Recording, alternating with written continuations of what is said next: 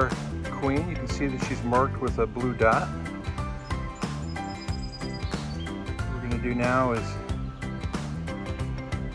make it so that she can escape with her attendants. The attendants are there to feed her. She can't feed herself. She looks great. And over here we have all of our bees that we've just installed. See here. We're going to let the queen escape kind of a little bit gradually.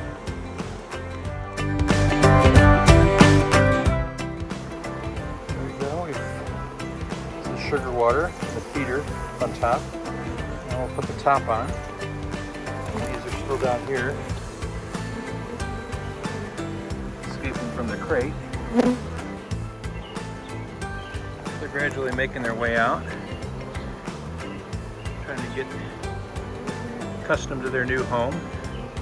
Of course, they have some next door neighbors right here, and they're not out and about. They're all staying in wondering what the heck's going on.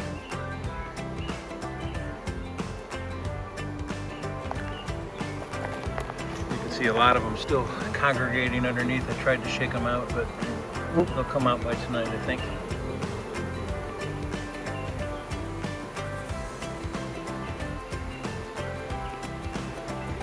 Before you know it, these girls are going to